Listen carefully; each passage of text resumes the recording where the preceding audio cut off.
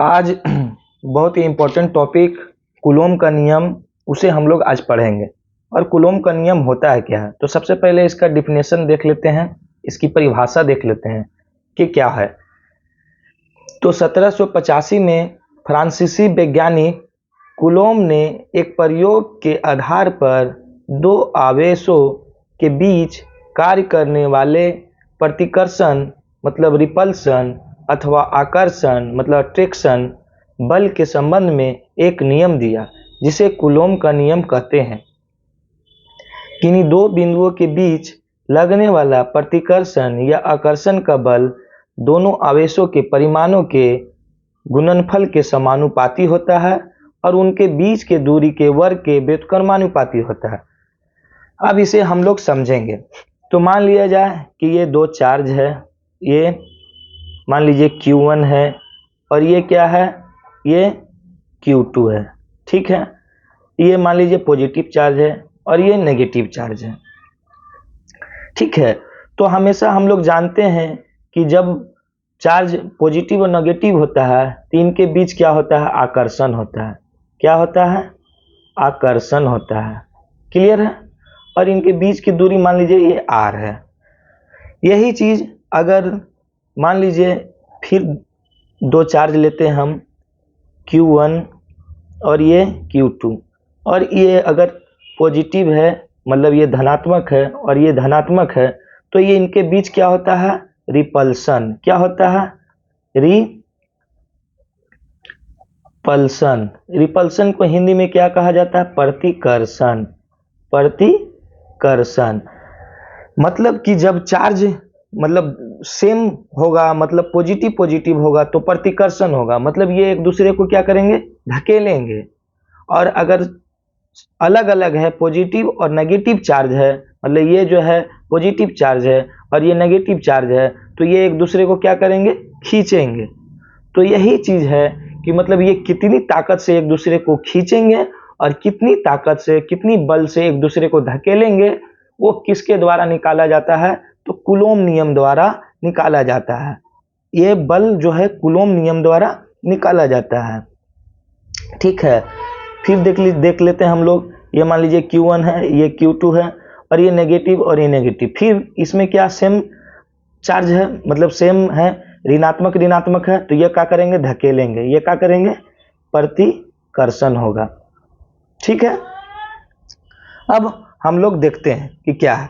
तो ये बता रहा है क्या, यदि दो आवेश Q1 और Q2 एक दूसरे से R दूरी पर स्थित हो, मतलब ये R दूरी पर स्थित हो, तो उनके बीच लगने वाला बल क्या होगा, F is directly proportional to the Q1 और Q2।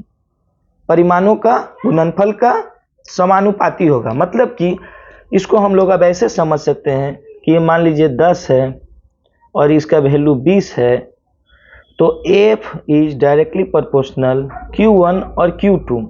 तो F इज डायरेक्टली प्रोपोर्शनल 10 गुना 20, मतलब 10 गुना 20, तो F कितना आ गया, 200। क्लियर। अगर हम फिर बढ़ा देते हैं, अगर ये 10 को 20 कर दिया जाए और 20 को 30 कर दिया जाए, तो फिर F 20 गुना 30, मतलब F इक्वल टू क्या आ जाएगा, 600। मतलब अगर इसका मैग्नीट्यूड बढ़ाया जा रहा है, मतलब इसका परिमाण अगर बढ़ाया जा रहा है, तो फोर्स भी क्या हो रहा है, बढ़ रहा है। देख रहे हैं ना, तबर कितना था, 200, और अबर कितना हो गया, 600। मतलब कि अगर इसका मैग्नीट्यूड को, मतलब इसका परिमाण को अगर बढ़ाया जाए, तो इसके बीच लगने वाला आकर्षण का बल और प्रतिकर्षण का बल भी बढ़ता है। ठीक है। दूसरा में क्या बता रहा है कि F is inversely proportional to the, मतलब व्युत्क्रमानुपाती। इनवर्सली को हिंदी में कहा जाता है व्युत्क्रमानुपाती, उनके बीच की दूरी का, मतलब 1/r²।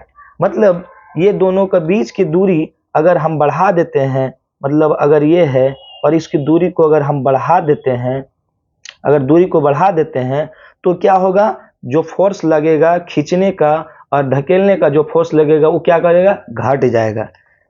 बाय में होता है तो क्या होता है, घट जाता है। अब ये दोनों समीकरण को मिला देते हैं तो हमें प्राप्त होता है F is directly proportional Q1 and Q2/r²। और प्रोपोर्शनल हटाने पे, ये हटाने पे हमें क्या करते हैं, K देते हैं, और K जो है ये F equal to K Q1 Q2 by r square, और K जो होता है वो माध्यम होता है। ये क्या होता है? माध्यम। मतलब ये दो चार्ज है तो इनके बीच कौन सा माध्यम है? माध्यम मतलब हवा भी हो सकता है, हवा भी हो सकता है, निर्वात मतलब कुछ नहीं, निर्वात भी हो सकता है, और चाहे तो माइका। मतलब ये मीडियम पे डिपेंड करता है कि किस माध्यम में दो चार्ज है। ये जो दो चार्ज है, ये Q1 और Q2, ये किस माध्यम में है उस पर डिपेंड करता है। तो सबका अलग अलग वैल्यू होता है। तो ये फॉर्मूला लगा के हम यहाँ लिखा भी है कि जहाँ K एक नियतांक है जो आवेशों के बीच माध्यम पर निर्भर करता है। आवेश हिंदी में इसे कहा जाता है आवेश, और अंग्रेजी में कहा जाता है चार्ज। और अंग्रेजी में इसे हम लोग कैसे कह सकते हैं कि the force between two point is directly proportional to the magnitude of product of their charge. क्या? Product of magnitude of their charge and inversely proportional to the distance between square of distance between them. मतलब ये दो charge है, इनके बीच की दूरी r है, तो inversely proportional to the square of distance between them. तो ये कूलोम का नियम कहता है कि दो चार्ज को कितना बल से वह खींचेगा और कितना बल से वह धकेलेगा, वो फोर्स मतलब फोर्स बल निकालने के लिए कूलोम का नियम उपयोग किया जाता है। तो ये हम कूलोम को नियम को प्रयोग करके हम लोग बल निकाल सकते हैं। कहीं भी अगर कोई दिक्कत हो तो कमेंट करके कमेंट में पूछ सकते हैं। और थैंक यू।